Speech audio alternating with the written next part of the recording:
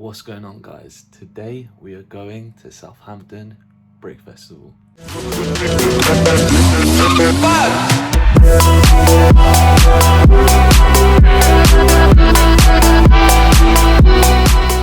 So for those of you who don't know, a Brickfest is basically like a massive Lego convention. Like, people are selling sets there, displaying their builds.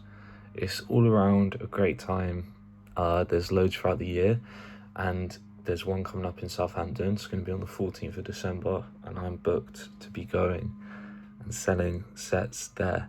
So today's video is basically going to be taking you through all the preparation that I do beforehand, and then vlogging the actual day and seeing how we get on. Hopefully it's a good show and we make a lot of sales. So guys, this pile is essentially what I've picked off from my shelves to be bringing with me. Quite a good mixture of sets.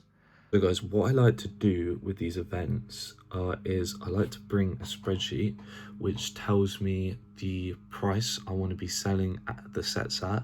So usually I check eBay to see roughly what the set's going for and price my set up that way, so I'm competitive with online pricing. And then also write down how much I actually paid for the set, so that if someone offers me, so like if I have a set for £10 and they say, can I get it for £8, I can check how much I bought it for to see if I'm still making a good margin, and then I can choose to accept or reject the offer based on that. And it also helps me track what I've sold for like tax purposes and all that. So yeah, that's step number one, is to build, well, I guess after you pick the stock, build the spreadsheet for me personally. So this is my 4th Brick Festival in Southampton. So yeah, I've done 3 before. So I know the venue quite well.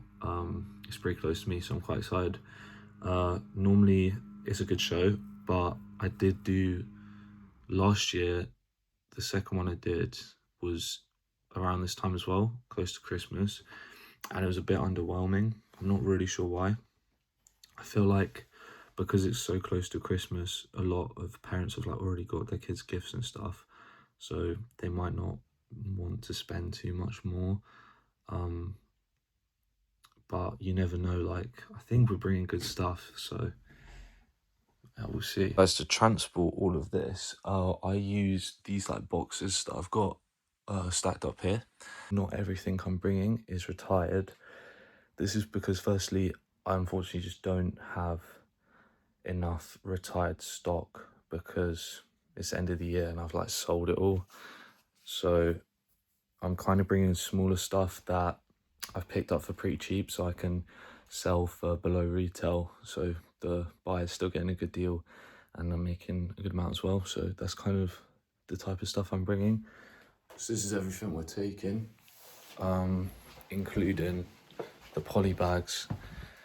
We've also completed the spreadsheet, so we just have to print that out. And yeah, that's kind of the preparation done.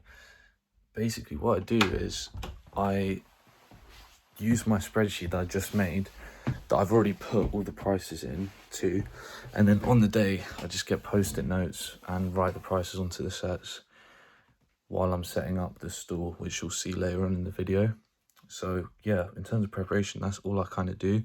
It does take a little bit of time, but it's most efficient. It works for me.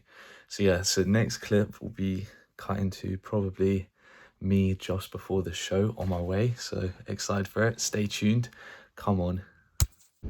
What's going on, guys? How are we all doing? It is Sunday, and that means it is time for the Southampton Brick Festival. We've got the car loaded up and we're gonna make our way to the venue right now. Also got a classical white monster to wake us up and keep us, oh my gosh, performing at our peak. So yeah, I will pick up the camera once I'm at the venue and we've set up. Bang. So guys, this is the setup for this event. We had a few sets underneath and a big wall of sets behind. You can see everything I bought laid out on the table. So guys, I'm just going to take you through. I've recorded a couple of displays while I talk over this clip. So basically the event itself wasn't the best. I'm not gonna lie. I didn't do too good. I'm not sure if I even made a profit, and I really don't even want to calculate it because it might just make me sad. But I think where I went wrong was bringing a lot of smaller stuff, because the people I spoke to said they did really well with selling big sets, and I didn't have too many of those. Also, I think what I bought wasn't the best. It was very generic stock that everyone kind of had, so I didn't really differentiate myself very much. So a couple like lessons going forward.